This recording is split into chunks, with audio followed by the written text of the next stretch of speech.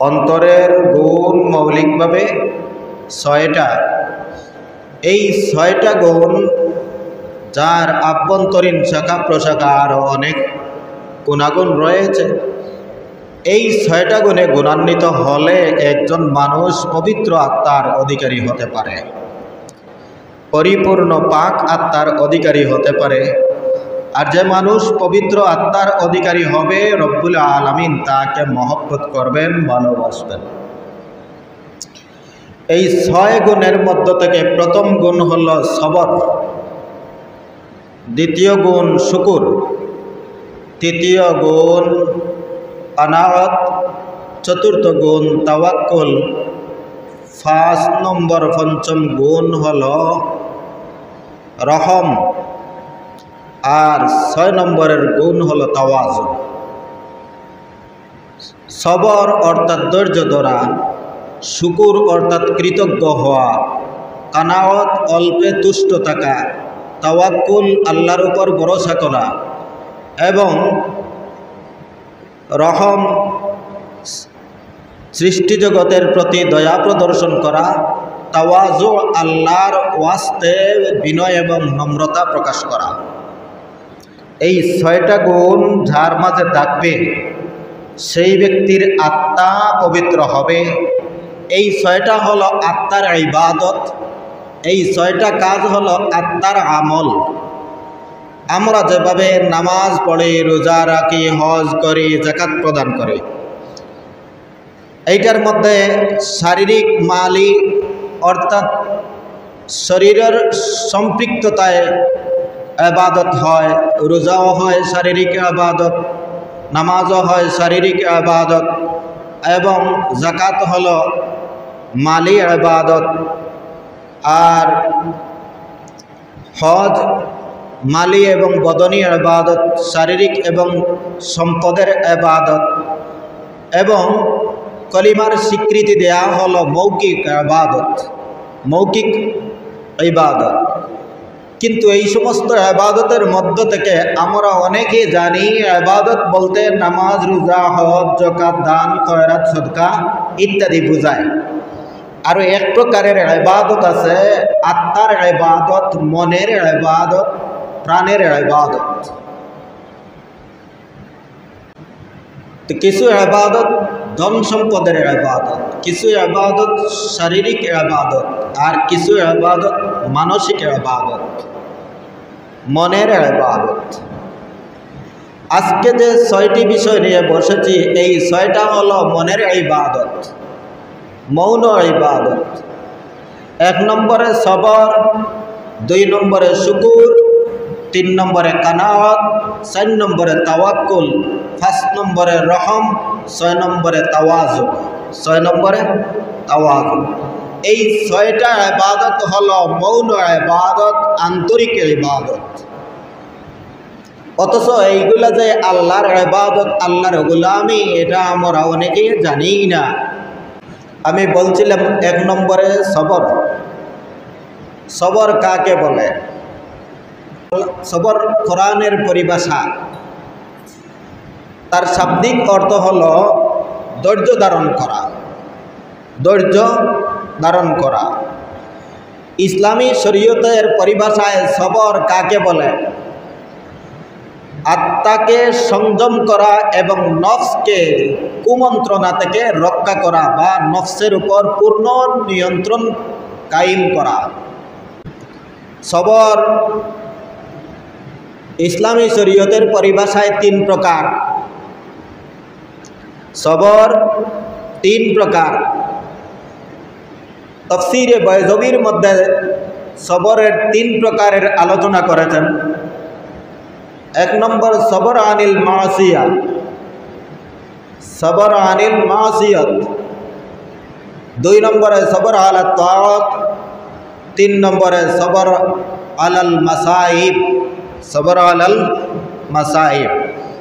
সবর আনিল মাসিয়াত অর্থাৎ গুনার কাজে মনে উৎসাহ দেয়, এই মনরে পাল্টাইয়া গুনার কাজ থেকে বিরত থাকার নামই সবর।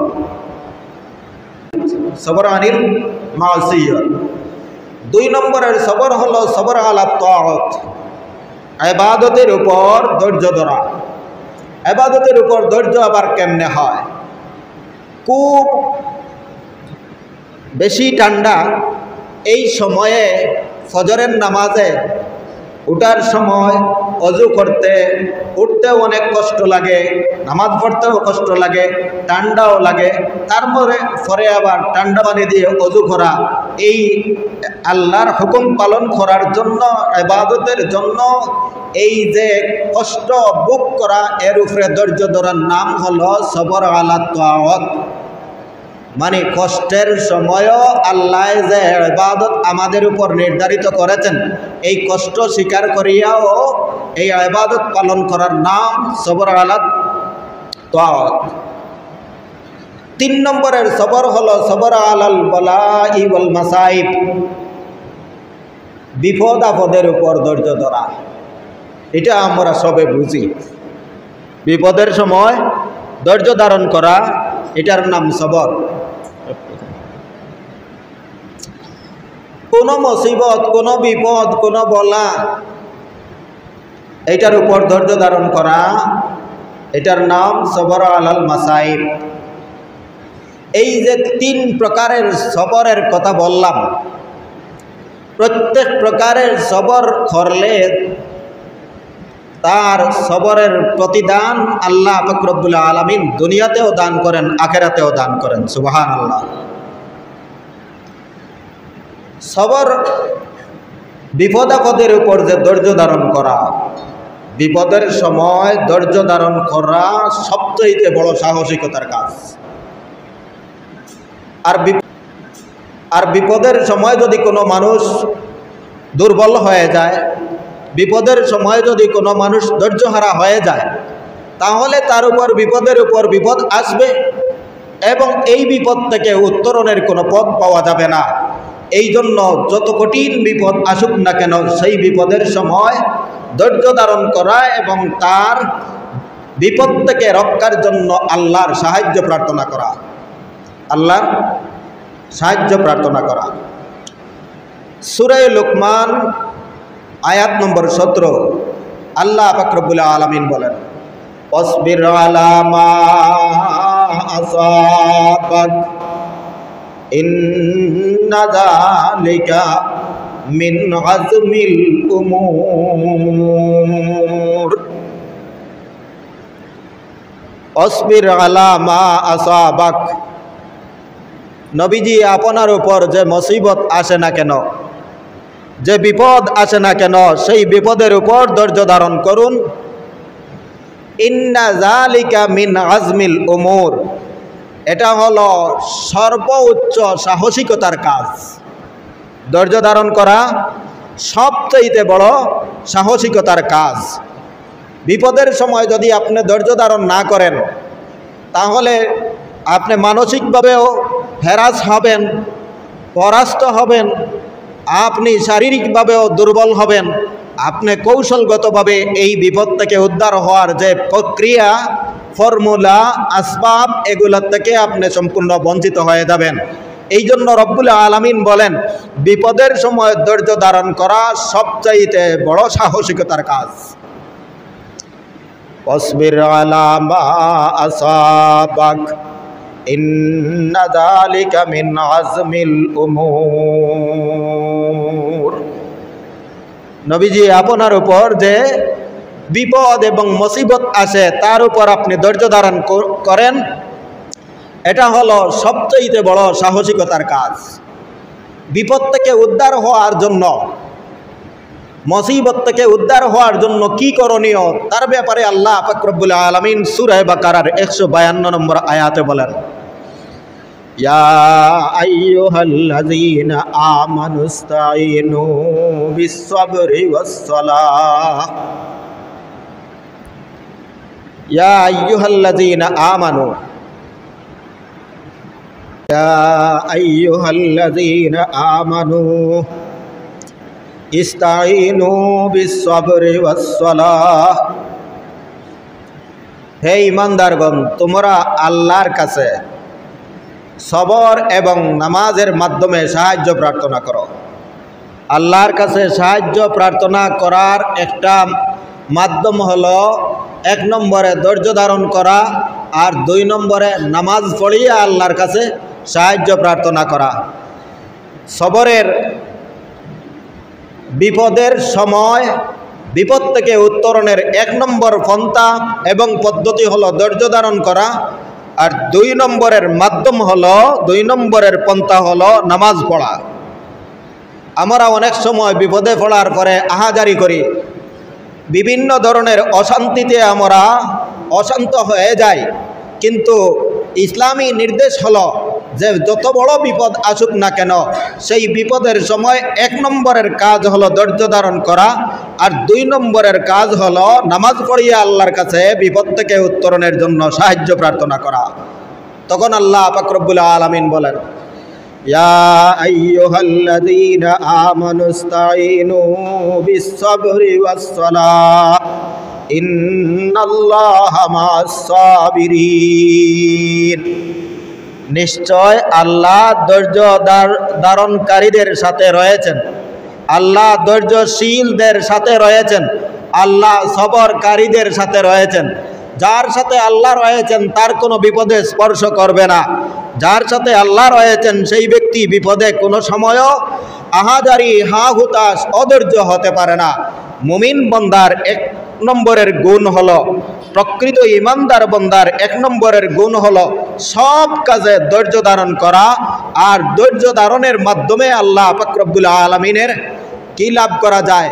আল্লাহ পাক রব্বুল আলামিনের সাহায্য এবং নুসরত লাভ করা যায়। সুবহানাল্লাহ।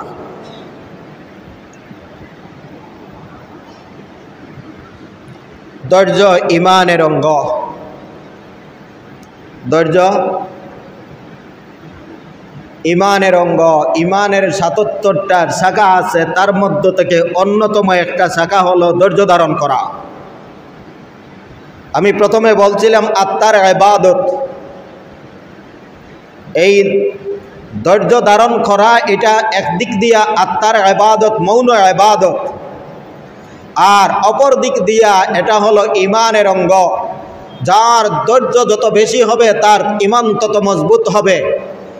বিপদ আপদ বলা মুসিবতে ধৈর্য যত শক্তিশালী হবে তার ইমান তত মজবুত হবে, যার ধৈর্য যত কম হবে তার ইমান তত দুর্বল হবে। কথা বুঝে আসছে? 2 নম্বরের যে আত্মার গুণ বলছিলাম, মৌন ইবাদত, আত্মার ইবাদত, আন্তরিক ইবাদত, তার নাম হলো শুকুর। তার নাম শুকুর। শুকুর যার বাংলা অর্থ হলো কৃতজ্ঞতা। যার বাংলা অর্থ হলো কৃতজ্ঞতা। শুকুর মানুষের এক বন্দা হিসাবে আরো একজনের সাথে শুকুরের এক স্তর রয়েছে, আর বন্দা হিসাবে আল্লাহর শুকুরের আরো এক স্তর রয়েছে। বন্দা হিসাবে আল্লাহর শুকুরের আরো এক স্তর রয়েছে। আল্লাহ পাক রব্বুল আলামিন আপনার আমাকে শুকুর আদায় করার হুকুম দান করেছেন, অর্ডার দান করেছেন, যার কারণে রব্বুল আলামিনের শুকরিয়া আদায় করা প্রত্যেক মানুষের জন্য ফরজ। আল্লাহর শুকরিয়া আদায় করা প্রত্যেক মানুষের জন্য ফরজ। আউযু বিল্লাহি মিনাশ শাইতানির রাজীম। সূরা লুকমান। আনিশকুরলি ওয়ালিওয়ালিদাইক। হ্যাঁ আমার বান্দা, তুমি আমার শুকুর আদায় করো, সাথে সাথে তোমার মা বাবারও শুকুর আদায় করো। তুমি আমার কৃতজ্ঞ হও, সাথে সাথে তোমার মা বাবারও কৃতজ্ঞ হও। এটা আল্লাহ পাক রব্বুল আলামিনের হুকুম হলো শুকুর আদায় করা। শুকুর আদায় করা এমন একটা ইবাদত যে ইবাদতটা প্রত্যেক মুমিন মুসলমানের উপর ফরজ। ফরজ ইবাদত। অথচ আমি আগেই বলছি, মৌন ইবাদতগুলো আমরা ইবাদত বলে বুঝি না, জানি না, মনে করি শুধুমাত্র দান খয়রাতি একটা ইবাদত সওয়াবের কাজ, আর নামাজ রোজা একটা সওয়াবের কাজ। না, শুকুর আদায় করাও একটা ইবাদত, ফরজ ইবাদত, সওয়াবের কাজ। আল্লাহ পাক রব্বুল আলামিনের কোনো নেয়ামত শুকুর বলা হয়, আল্লাহ প্রদত্ত কোনো নেয়ামতের কৃতজ্ঞ হওয়াকে শরীয়তের পরিভাষায় শুকুর বলা হয়। আল্লাহর দান করা কোনো নেয়ামতের মৌন কৃতজ্ঞ হওয়াকে শুকুর বলা হয়। এটা আবার দুই প্রকার, মনে মনে কৃতজ্ঞ হওয়া আর মুখ দিয়ে কৃতজ্ঞতা প্রকাশ করা। মনে মনে কৃতজ্ঞ হওয়া আল্লাহ পাক রব্বুল আলামিনের, এটা মৌন ইবাদত। আর মুখ দিয়ে শুকুর আদায় করা, রসুল করিম সাল্লাল্লাহু আলাইহি ওয়াসাল্লাম বলেন, আলহামদু রাসুস শুকরি। আল্লাহ পাক রব্বুল আলামিনের যত শুকরিয়া আছে, সব শুকরিয়ার মূল শব্দ হলো আলহামদুলিল্লাহ বলা। আলহামদুলিল্লাহ বলা। আমার দেহের মধ্যে আল্লাহ যত নিয়ামত দান করেছেন, আসমান ও জমিনের মধ্যে আল্লাহ যত নিয়ামত দান করেছেন, কোনো নিয়ামতের শুকরিয়া আদায় করা, কৃতজ্ঞ থাকা আমার পক্ষে সম্ভব হবে না। নবীজি বলেন, এই সব নিয়ামতের মৌখিক শুকরিয়ার একমাত্র শব্দ হলো আলহামদুলিল্লাহ বলা। আলহামদু রাসুস শুকরি। এই কারণে আমাদের সমাজে অনেক সময় অনেক মানুষ অনেক পরিভাষা এবং ইসলামী ইস্তেলাহ বুঝে না। আপনি তাকে জিজ্ঞাসা করলেন, ভাই আপনি কেমন আছেন? তখন যদি আল্লাহওয়ালা ব্যক্তি হয় তাকে, তাহলে বলবে আলহামদুলিল্লাহ ভালো আছে, আলহামদুলিল্লাহ ভালো আছে। এর অর্থ হলো, যদিও আপনি শারীরিকভাবে অসুস্থ থাকেন, মানসিকভাবে অসুস্থ থাকেন, তারপরেও হাজার হাজার কোটি কোটি নিয়ামত আল্লাহ আপনাকে দান করেছেন। এখনও আপনার চক্ষু সুস্থ আছে, এখনও আপনার হাত সুস্থ আছে, এখনও আপনার জুবান সুস্থ আছে, এখনও আপনার কান সুস্থ আছে, এখনও আপনার পা সুস্থ আছে। সবগুলো সুস্থ থাকার পরেও আপনি কিভাবে আল্লাহর শুকুর আদায় করবেন না? যদি এইগুলার দিকে তাকাইয়া আল্লাহর বান্দা মুখ দিয়ে উচ্চারণ করে, যদিও আমার কিছু জ্বর হয়েছে, যদিও আমার শারীরিক অন্য কোনো রোগ হয়েছে, কিন্তু এমনও পৃথিবীতে লক্ষ লক্ষ মানুষ আল্লাহ তৈরি করেছে, যাদেরকে আল্লাহ পঞ্চ ইন্দ্রিয়ের মধ্য থেকে অনেকটাকে আল্লাহ দান করেন নাই, অথবা অনেক পঞ্চ ইন্দ্রিয়ের মধ্য থেকে কোনো কোনো ইন্দ্রিয় আল্লাহ তাকে বিনষ্ট করে দিয়েছেন। কিন্তু তার চাইতে তো আল্লাহ পাক রব্বুল আলামিন আমাকে অনেক সুখ শান্তিতে এবং নেয়ামতে পরিপূর্ণ রেখেছেন। এই জন্য সর্বদা আল্লাহর শুকুর আদায় করা, সবসময় আল্লাহর শুকুর আদায় করা। আর আল্লাহর শুকুরের শব্দ বলেন, মন দিয়ে আল্লাহ পাক রব্বুল আলামিনের কাছে নতশির হওয়া আর মুখ দিয়ে আলহামদুলিল্লাহ শব্দ উচ্চারণ করার নাম হলো আল্লাহর শুকরিয়া আদায় করা। কোনো মানুষ যদি আপনাকে কোনো কিছু দান করে, তাহলে রসুল করিম সাল্লাল্লাহু আলাইহি ওয়াসাল্লাম বলেন, ওই দানের বিনিময়ে কৃতজ্ঞতা প্রকাশ করা, মনে মনে কৃতজ্ঞ হওয়া, মনে মনে ওই ব্যক্তির প্রতি আন্তরিক হওয়া, এটা হলো মৌন শুকুর আদায় করা। আর লফজান মৌখিক শুকুর আদায় করা হলো জাযাকাল্লাহু খায়রান। জাযাকাল্লাহু খায়রান বলেন, আবার জাযাকাল্লাহু খায়রান। আল্লাহ তোমাকে এর চাইতে উত্তম বদলা দান করেন। জাযাকাল্লাহু খায়রান এর অর্থ হলো আল্লাহ তোমাকে এর চাইতে উত্তম বদলা দান করেন। আল্লাহর শুকুর আদায় করার ব্যাপারে মৌখিক শব্দ পাইলাম আলহামদুলিল্লাহ, আর কোনো মানুষের কৃতজ্ঞতা প্রকাশ করার ব্যাপারে মৌখিক শব্দ পাইলাম জাযাকাল্লাহু খায়রান। জাযাকাল্লাহু খায়রান। নবীজি বলেন, লা ইয়াশকুরুল্লাহা মান লা ইয়াশকুরুন নাসা। ওই যে ব্যক্তি মানুষের শুকরিয়া আদায় করে না, সে আল্লাহরও শুকরিয়া আদায় করে না। এখন তো আমরা অনেক আছে সব সময় বসে আলহামদুলিল্লাহ আলহামদুলিল্লাহ আলহামদুলিল্লাহ আলহামদুলিল্লাহ নামাজ পড়িয়া সব সময় তসবিহ জপতেছি, জপন করতেছি, কিন্তু আল্লাহর নবী বলেন, যেই ব্যক্তি মানুষের শুকরিয়া আদায় করে না, সেই ব্যক্তি প্রকৃতপক্ষে আল্লাহরও শুকরিয়া আদায় করে না। কোনো ব্যক্তি আপনাকে কোনো কিছু দান করছে, কোনো ব্যক্তি আপনাকে কোনো কিছু উপকার করছে, এই উপকারের আপনি মৌখিকভাবে তাকে শুকরিয়া আদায় করে বলবেন জাযাকাল্লাহু খায়রান, মৌখিকভাবে শুকরিয়া আদায় করে বলবেন জাযাকাল্লাহু খায়রান। আর কোনো দান এবং প্রতিদানের আল্লাহর পক্ষ থেকে যদি কোনো দান আপনাকে দেওয়া হয় যে অনাকাঙ্ক্ষিত অথবা অস্বাভাবিকভাবে আপনি কিছু টাকার মালিক হয়েছেন, কিছু কোনো ধন সম্পদের মালিক হয়েছেন, কোনো একটা পদের মালিক হয়েছেন, আল্লাহর মৌখিক শুকরিয়া আদায় করলেন আলহামদুলিল্লাহ দিয়া, আর আমলি শুকুর হলো 2 রাকাত নামাজ পড়িয়া। বলেন কয় রাকাত? 2 রাকাত। মনে করেন অনেক দিন চেষ্টা করছি, চেষ্টা করতে করতে আমি চাকরি পাই না, যখন পাইলাম তখন আমি এমন উদাম আর এমন বিশাল ব্যক্তিত্ব হয়ে গেলাম যে এই সময় আর 10টা টাকা মসজিদে দিতেও রাজি নাই। মানে আমার শরীরের ঘাম জড়াইয়া রুজি করে দান খয়রাত কেন করব?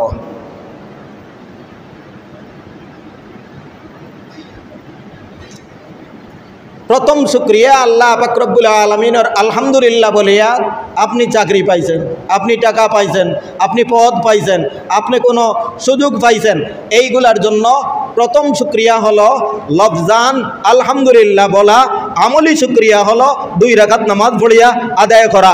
আর 3 নম্বরের শুকরিয়া যেই নিয়ামত লাভ করেছেন সেই নিয়ামতের সুব্যবহার করা, অপব্যবহার না করা। কি পাইছেন? মনে করেন টাকা পাইছেন,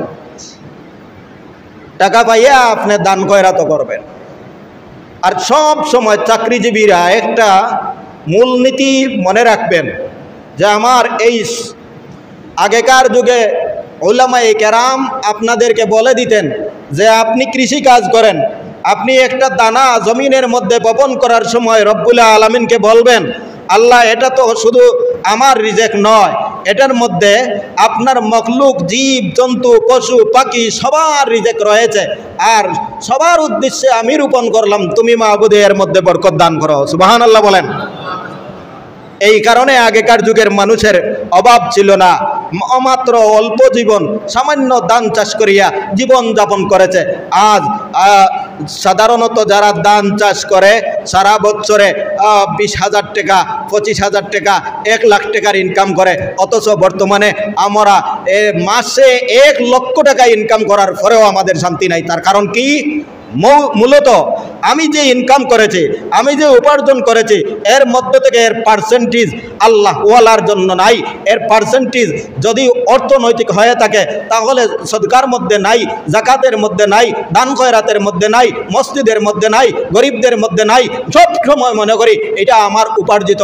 এই কারণে রব্বুল আলামিন কিছুদিনের ভিতরে এই নিয়ামত ছিনিয়ে নিয়ে তোমাকেও ভিখারি বানাইয়া তোমার দুনিয়ার জীবনে এর শাস্তি দুনিয়ার জীবনে তো দান করবেন, আর অকৃতজ্ঞ হওয়ার কারণে আখিরাতে জাহান্নামের শাস্তি রয়েছে। এই কারণে নবীজি বলেন লা ইয়ারহামুন নাসা মাল্লা ইয়ারহামুল লা ইয়ারহামুল্লাহু মাল্লা ইয়ারহামুন নাস। যেই ব্যক্তি মানুষের লা ইয়াশকুরুল্লাহ মাল্লা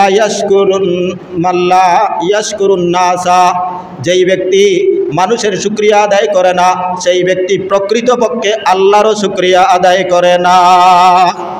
নাউযুবিল্লাহ। আল্লাহ আমাদেরকে সব সময় সব নিয়ামতের, মানুষের প্রাপ্য নিয়ামত এবং আল্লাহ প্রদত্ত নিয়ামত সবগুলার শুকর আদায় করার তৌফিক দান করেন। বলেন আমিন। শুকর আদায় করলে আল্লাহ দুনিয়াতেও বাড়াইয়া দেয়, আখিরাতেও বাড়াইয়া দেয়। দুনিয়াতেও বাড়াইয়া দেয়, আখিরাতেও বাড়াইয়া দেয়। লা ইন শাকারতুম লা আযীদান্নাকুম ওয়া লা ইন কাফারতুম ইন্না আযাবি লাশাদীদ। যদি তোমরা আমার নিয়ামতের শুকরিয়া আদায় করো তাহলে অবশ্যই আমি আমার নিয়ামতকে আরো তোমাদের জন্য বাড়িয়ে দিব। ওয়ালা ইন কাফারতুম, আর যদি তোমরা আমার নিয়ামতের নাশুকর হয়ে যাও, আমার নিয়ামতের অকৃতজ্ঞ হয়ে যাও, তাহলে মনে রেখো ইন্না আযাবি লাশাদীদ। দুনিয়ার জীবনেও নিয়ামতকে ছিনিয়ে নিয়ে শাস্তি দিব, আখিরাতের জীবনেও সেই নিয়ামত বুক করিয়া শুকরিয়া আদায় না করার কারণেও শাস্তি দান করব। নাউযুবিল্লাহ। আল্লাহ আমাদের সবাইকে হেফাজত করেন, সবাই বলেন আমিন। এটা আত্মার 2 নম্বরের ইবাদত শুকর আদায় করা। কয় নম্বরের ইবাদত? 1 নম্বরের সবর আর 2 নম্বরের ইবাদত শুকর। 2 নম্বরের ইবাদত শুকর। 3 নম্বরের ইবাদত কানাত। 3 নম্বরের ইবাদত ওয়া আতইমুল কানিআ ওয়াল মুতার। আল্লাহ পাক রব্বুল আলামিন বলেন, তোমরা এমন মানুষদেরকে খাওয়াও, আহার করাও যারা কানে, অর্থাৎ অভাব আছে বাদ দিয়েও প্রকাশ করে না, অভাব আছে মুখ দিয়েও প্রকাশ করে না, এদেরকে কানে বলা হয়। ওয়াল মুতার, আর যারার বাপ ভঙ্গিতে অভাবী বোঝা যায় তাদেরকে মুতর বলা হয়, কোরআনের ভাষায় মুতর বলা হয়। আর যারার বাপ ভঙ্গি চলন ফিরন কোনো কিছুতেই অভাবী বলে বোঝা যায় না কিন্তু বাস্তবে অভাবী, ওই সমস্ত মানুষদেরকে সন্ধান করিয়া তোমরা আহার করাও। এটা আল্লাহ পাক রব্বুল আলামিনের নির্দেশ। কানাওয়াত কাকে বলে? ইসলামী শরীয়তের পরিভাষায় অল্প রিজেক, অল্প পাতেও অল্প ব্যবস্থার উপর সন্তুষ্ট থাকার নাম হচ্ছে কানাওয়াত। 2 নম্বরে কানাওয়াত নিজেকে আল্লাহ যা দান করেছেন তার উপর সন্তুষ্ট থাকা এবং অন্যের সম্পদ ও অন্যের কোনো নিয়ামতের দিকে না তাকানোর নাম হচ্ছে কানাওয়াত। ওয়ালা তামুদ্দান্না আইনাইকা ইলা মা মাত্তানা বিহি আজওয়াজাম মিনহুম। সূরা হিজর আয়াত নম্বর 88। আল্লাহ পাক রব্বুল আলামিন নবীজিকে বলেন, নবীজি সারা জীবন কষ্ট আর কষ্ট ভোগ করেছেন। আর যখন কাফিরদের বিশাল বিশাল মারের গাড়ি আর উটের বহর চলত, সাহাবাই কেরাম মনে মনে ভাবতেন যে আমরা আল্লাহওয়ালা, আল্লাহর প্রিয় বান্দা হওয়ার পরেও, আল্লাহর গোলামি করার পরেও আমাদের কোনো মাল সম্পদ নাই। আর যারা আল্লাহর নাফরমান, আল্লাহ ছাড়া অন্যরে মাবুদ হিসাবে বিশ্বাস করে, তাদের আজকে উটের বহর আর বহর, মালের বহর আর বহর। রব্বুল আলামিন ওই সাহাবাই কেরামের মনের কথাকে বুঝে তার জবাব দিলেন আসমান থেকে, ওয়ালা তামুদ্দান্না আইনাইকা ইলা মা মাত্তানা বিহি আজওয়াজাম মিনহুম। মনের কল্পনা ছিল সাহাবাই কেরামর, কিন্তু আল্লাহ সম্বোধন করলেন নবীজিকে, অর্থাৎ অনবীজি তোমার অন্তর্গত, তোমার সাথে যে সমস্ত সাহাবীরা রয়েছে এই সমস্ত সাহাবীদের অন্তরে অন্তরে এমন একটা কল্পনা জাগছে, এমন একটা সন্দেহ জাগলো যে আমরা আল্লাহওয়ালা হয়েও আল্লাহর কাছ থেকে নিয়ামত ভোগ করতে পারি না। আর যারা আল্লাহর দুশ্মন তাদেরকে আল্লাহ হাজার হাজার গুণ বেশি নিয়ামত দান করেছেন। এই কল্পনার জবাব দিয়ে আল্লাহ বললেন, কানাওয়াত এবং অল্প তুষ্টি এই গুণ যদি অর্জন করতে চাও, ওয়ালা তামুদ্দান্না আইনাইকা ইলা মা মাত্তানা বিহি আজওয়াজাম মিনহুম, তাদেরকে আমি যে রকমারি নিয়ামত দান করেছি দুনিয়ার জীবনে, তা সেই নিয়ামতের দিকে নবীজি আপনি চোখ তুলেও তাকাবেন না। ভাবনা তো ভাবনা, পরে ভাববেন, কিন্তু তাদের এত বেশি নিয়ামত আর বিশাল নিয়ামত, এইগুলোর দিকে আপনি তাকাইবেন না। আল্লাহ অন্য আয়াতে বলেন, লি নাফতিনাহুম, আমি তাদেরকে পরীক্ষা করার জন্য এই সমস্ত মাল ও সম্পদ দান করেছি। কিসের জন্য? এই কারণে অন্যের সম্পদ দেখার পরে আপনি অন্যের সম্পদের দিকে, মালের দিকে, নিয়ামতের দিকে তাকাইবেন না।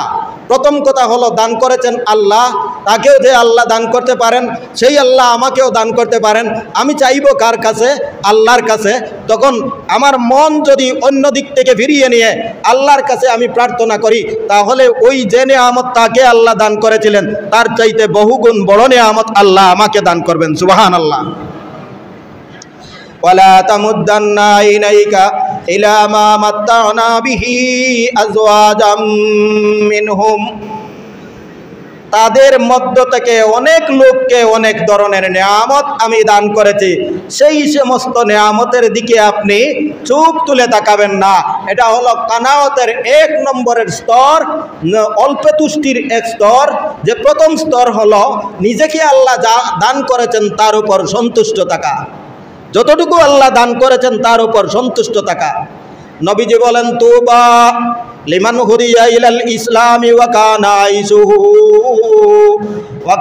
আইসুহু কাফাফান ওয়া কানা তুবা লিমান হুদিয়া ইলাল ইসলাম। যে ব্যক্তিকে ইসলামের পথে হেদায়েত দান করা হয়েছে, যেই ব্যক্তিকে ইসলামের পথে পথ প্রদর্শন করা হয়েছে, যেই ব্যক্তিকে আল্লাহর পথে পথ প্রদর্শন করা হয়েছে, ওয়া কানা আইসুহু কাফাফান, কিন্তু তার জীবনযাপন যা আল্লাহ দান করেছেন তার উপর যথেষ্ট, তার জীবনযাপন অনাড়ম্বর একটা জীবনযাপন পালন করে, সেই ব্যক্তি কোনো মানুষের জীবনযাপনের দিকে তাকায় না, বরং নিজে রব্বুল আলামিনের দেওয়া সেই নিয়ামতের উপর সন্তুষ্ট তাকিয়া ওয়া কানা আল্লাহর শুকর আদায় করে। সুবহানাল্লাহ। কানাও তো মনের একটা ইবাদত, মৌন ইবাদত, অল্পে তুষ্ট থাকা, পরিতুষ্ট থাকা, যা আল্লাহ দান করেছেন তার উপর সন্তুষ্ট থাকা, এটা হলো সবচাইতে বড় একটা নিয়ামত এবং সবচাইতে বড় মৌন ইবাদত। এই মূলনীতি, আত্মার ইবাদতের এই মূলনীতি যদি আমাদের পারিবারিক জীবনে থাকতো, তাহলে আর আমরা কোনোদিনও কোনো ধরনের অপরাধে জড়াইতাম না। যেই পরিবারের মধ্যে অল্প তুষ্টির ক্ষমতা আছে, অল্প তুষ্টির সেই গুণটা আছে, আপনি মাত্র 10টা টাকার একটা জিনিস ঘরে কিনে নেওয়ার পরে আপনার বউ বলবে, আল্লাহ যা দান করেছেন তার উপর আলহামদুলিল্লাহ। ও ভাই, দুনিয়ার জগতে এখনো কিছু আল্লাহওয়ালা বান্দা এবং বান্দি আছে যা উপার্জন করে, এই এত টাকা বেতন পাই আলহামদুলিল্লাহ, এত টাকা খরচ করলাম তাও আলহামদুলিল্লাহ, এত টাকা দান করলাম তাও আলহামদুলিল্লাহ, এত টাকার মাল করে নিয়ে আসলাম তাও আলহামদুলিল্লাহ, অল্প মাল করে নিয়ে আসলাম তাও আলহামদুলিল্লাহ। ওই পরিবারের মধ্যে আল্লাহ পাক রব্বুল আলামিনের কুদরতি বরকত চলে আসে, আর ওই পরিবারের মধ্যে এমন শান্তি চলে আসে যে শান্তিটা অন্য কোনো ব্যক্তিরা কল্পনাও করতে পারে না। এমন কোন পরিবার আছে যেই পরিবারের মধ্যে লক্ষ টাকা মাসে ইনকাম হয়, কিন্তু লক্ষ টাকা ইনকাম হওয়ার পরেও সবগুলা টাকা ব্যয় করিয়া শেষ পর্যন্ত মাসের মধ্যে সেই ব্যক্তি আবার অভাবী হয়ে যায়, ঋণগ্রস্ত হয়ে যায়। হয়তো কোনো ব্যক্তির কাছ থেকে ঋণ করে অথবা কোনো দোকানদারের কাছ থেকে মাল ঋণ করে, তারপরেও ঘরের মধ্যে শান্তি আসে না। বিবি যেই কাপড়টা দান করা হয়েছে এই কাপড়ের উপর সন্তুষ্ট নয়, যেই আসবাবটা কেনা হয়েছে এই আসবাবের উপর সন্তুষ্ট নয়, যেই প্রয়োজনীয় বস্তু কেনা হয়েছে তার উপর সন্তুষ্ট নয়, যেই খাদ্যটা কেনা হয়েছে তার উপর সন্তুষ্ট নয়। এইভাবে যে দুনিয়ার মধ্যে চলার ব্যাপারে যার ঘরের বিবি একজন সন্তুষ্ট পরিতুষ্ট বিবি পাওয়া যাবে, ওই পরিবারের মধ্যে সার্বক্ষণিকভাবে আল্লাহর রহমতে রূপান্তরিত হয়ে যায়। আমাদের পরিবারগুলোর মধ্যে যে আগুন জ্বলছে, অশান্তির আগুন, কিসের আগুন? অশান্তির আগুনের মধ্যে প্রথম ধাপটা হলো আমার মধ্যে কানাওয়াত নাই, অল্পে তুষ্টি নাই, আল্লাহ প্রদত্ত রিজেকের উপর আমার সবর নাই। আমার সবর না থাকার কারণে আমার বিবিরও সবর নাই। আমার বিবি খালি বিভিন্ন ধরনের বিলাসী বস্তু আর বিলাসিতার মধ্যে চূড়ান্ত পর্যায়ের লিপ্ত। এই বিলাসী বিবির কারণে আমার অবস্থা এমন হয়েছে যে সারাটা জীবনের সারা শরীরের গাম জড়াইলাম, মনের সম্পূর্ণ মন পরিকল্পনা করতে করতে, মনের টেনশন করতে করতে সারাটা জীবনে আমার মনটা একটা পাগল মন বানাইলাম, তারপরেও আমার বিবির মন পাওয়া যায় না। বিবির যেই পরিবারের মধ্যে নারী শান্তিকামী নারী, অল্প তুষ্টে নারী, অবিলাসিতা নারী, সেই পরিবার এমন একটা পরিবারে রূপান্তরিত হয়ে যায়, সেই পরিবার এমন একটা দিনদার পরিবারে রূপান্তরিত হয়ে যায়। ভাই, সেই পরিবার আল্লাহওয়ালা পরিবারে রূপান্তরিত হয়ে যায়। আর তার 3 নম্বর গুণ, 1 নম্বর সবর, 2 নম্বর শুকুর, 3 নম্বর কানাওয়াত, 4 নম্বর তাওয়াক্কুল। 4 নম্বর তাওয়াক্কুল। তাওয়াক্কুল কাকে বলে? তাওয়াক্কুল অর্থ হলো আল্লাহর উপর ভরসা করা, কার উপর ভরসা করা? এটাও ইবাদত, এটাও ইবাদত, এটাও ইমানের অঙ্গ। আল্লাহর উপর সর্বাবস্থায় ভরসা করা, আল্লাহর উপর ভরসা করা। তাওয়াক্কুল বলা হয় কল্যাণকর কাজের জন্য নিজের সাধ্য মতো চেষ্টা চালানোর পরে আল্লাহর উপর ভরসা করা এবং তকদিরের উপর বিশ্বাস রাখা। তাওয়াক্কুল চিনি না কোনোদিন। তাওয়াক্কুলের অর্থ হলো কোনো কাজের প্রচেষ্টা করা, কল্যাণকর কাজের নিজ থেকে প্রচেষ্টা করা এবং সফলতার জন্য আল্লাহর উপর ভরসা করা, তকদিরের উপর বিশ্বাস রাখা, তকদিরের উপর বিশ্বাস রাখা। আমি একটা চাকরির জন্য প্রস্তাব করছি, এটা আমার চেষ্টা, এটা আমার কি দরখাস্ত দিয়েছি, এটা আমার চেষ্টা। তার পরবর্তীতে সফলতার জন্য আল্লাহর উপর ভরসা রাখা। কার উপর? সহজে বলেন, আল্লাহর উপর ভরসা রাখা। এখন যদি এই আল্লাহর উপর ভরসা রাখার পরে আমার এই চাকরিটা হয়ে যায়, তাহলে এটা আমি বিশ্বাস করব যে এটা আমার তকদিরে ছিল, যার কারণে আল্লাহ দান করেছেন। আমার চাকরি হয় নাই, আমি বিশ্বাস করব যে আমার তকদিরে ছিল, আল্লাহ পাক রব্বুল আলামিন আমি এই চাকরি করব না, আল্লাহর জানা ছিল, এই কারণে আল্লাহ আমাকে দান করেন নাই। এটার নাম হলো তাওয়াক্কুল। রব্বুল আলামিন বলেন, ওমান ইয়াতাওয়াক্কাল আলাল্লাহি ফাহুয়া হাসবুহ, যেই ব্যক্তি আল্লাহর উপর ভরসা রাখে আল্লাহ তার জন্য যথেষ্ট হয়ে যায়। না, আপনি রিজিকের ব্যাপারে ভরসা কার উপর করবেন? আপনি কোন সিদ্ধান্তের ব্যাপারে ভরসা কার উপর করবেন? আল্লাহ বলেন, ওয়াশাবিরহুম ফিল আমর ফাইযা আযামতা ফাতাওয়াক্কাল আলাল্লাহ। আপনি জাগতিক কোন কাজের ব্যাপারে আপনার আত্মীয় স্বজন, বন্ধু বান্ধব, আপনার পরিষদ এইগুলা নিয়ে পরামর্শ করেন। পরামর্শ করার পরে যখন সবার পরামর্শে চূড়ান্ত সিদ্ধান্ত চলে আসবে, তখন কাজটি বাস্তবায়নের জন্য রব্বুল আলামিনের উপর ভরসা করুন। কার উপর ভরসা করুন? রব্বুল আলামিনের উপর ভরসা করুন। অপরদিকে রিজিকের ব্যাপারে আল্লাহ পাক রব্বুল আলামিন বলেন, ওমান ইয়াত্তাকিল্লাহা ইয়াজআল লাহু মাখরাজা ওয়া ইয়ারযুকুহু মিন হাইসু লা ইয়াহতাসিব। যে ব্যক্তি আল্লাহকে ভয় করে, রব্বুল আলামিন সকল বিপদ থেকে উত্তরণের ব্যবস্থা তিনি নিজ হাতে করে দেন। সুবহানাল্লাহ। ওমান ইয়াত্তাকিল্লাহা ইয়াজআল লাহু মাখরাজা ওয়া ইয়ারযুকুহু মিন হাইসু লা ইয়াহতাসিব।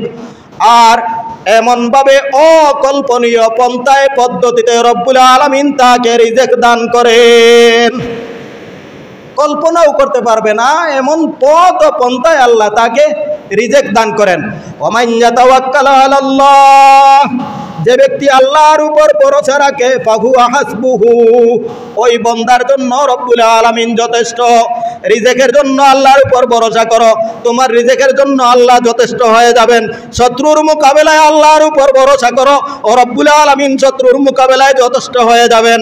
আপনার কোন কাজের সিদ্ধান্তের ব্যাপারে আল্লাহর উপর ভরসা করুন, ও রব্বুল আলামিন সেই সিদ্ধান্ত বাস্তবায়নের জন্য যথেষ্ট হয়ে যাবেন। সুবহানাল্লাহ।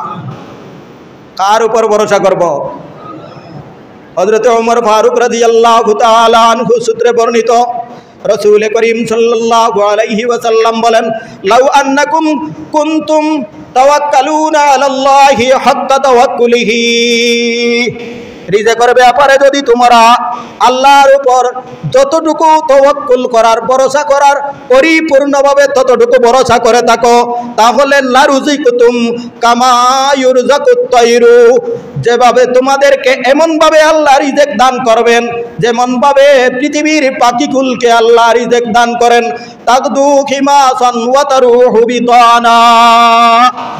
একটা পাখি সকালবেলায় তার বাসা থাকে, তার কোনো নির্দিষ্ট চাকরিও নাই, তার কোনো অর্থও নাই, তার কোনো দানের কোনো ভাড়া নাই, তার কোনো খাদ্য ভাণ্ডারের কোনো ব্যবস্থাও নাই, নীল শূন্য একটি বাসা থেকে সকালবেলা বের হয়ে যায়। রাসূল করিম সাল্লাল্লাহু আলাইহি ওয়াসাল্লাম বলেন, খালি পেটে সকালবেলা বের হয়ে যায়, আবার ভরা পেটে বিকালবেলা সে বাসায় ফিরে আসে। তোমরাও যদি অনুরূপভাবে রব্বুল আলামিনের উপর ভরসা করো, তাহলে লারুজিকুতুম, তোমাদেরকেও রব্বুল আলামিন অনুরূপভাবে রিজিক দান করবেন। সুবহানাল্লাহ। আমি বলছিলাম যে এখন রিজিকের জন্য আল্লাহর উপর ভরসা করো, আর চাকরি বাদ দিয়ে সবাই বসে থাকো। পাখিটা কি বাসায় বসা ছিল না বের হয়েছে? কিন্তু পাখি জানে না কোথায় তার খাদ্য আছে, পাখি জানে না কিভাবে উদ্ঘাটন করবে। রব্বুল আলামিন তার ব্যবস্থা দিয়েছেন, সে তার প্রচেষ্টা চালিয়ে যাওয়ার জন্য। আপনার আমারও প্রচেষ্টা চালাবো, এটা আপনার আমার দায়িত্ব। চূড়ান্ত পর্যায়ের ফলাফল আসবে রব্বুল আলামিনের পক্ষ থেকে। কার পক্ষ থেকে? রব্বুল আলামিনের পক্ষ থেকে। 5 নম্বরের আত্মার ইবাদত, আত্মার গুণ হলো দয়া এবং রহম। দয়া আর রহম।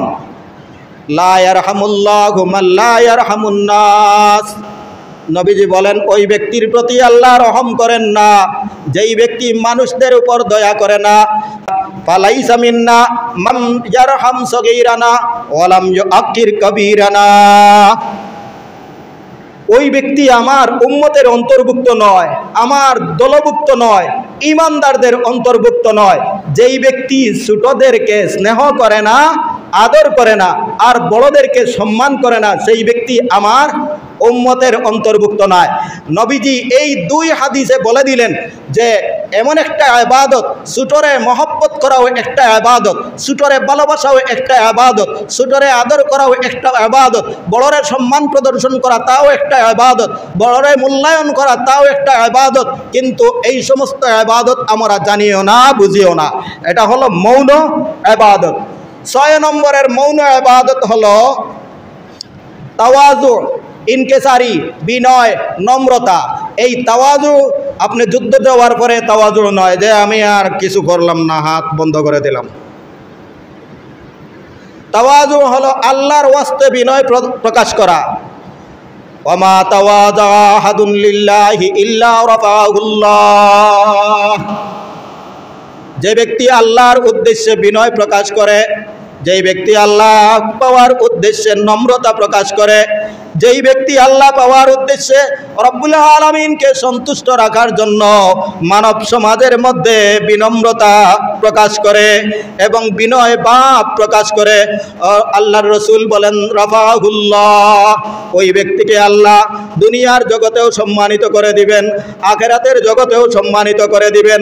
দুনিয়ার জগতে মানব সমাজ তাকে এমনভাবে মূল্যায়ন করবে যে এই মানুষটা বাস্তবেই একজন সভ্য এবং সুশীল মানুষ। আর আখিরাতের জগতে ওই ব্যক্তিকে আল্লাহ পাক রব্বুল আলামিন সমস্ত হাসরবাসীদের সম্মুখে সম্মানিত করবেন। সুবহানাল্লাহ।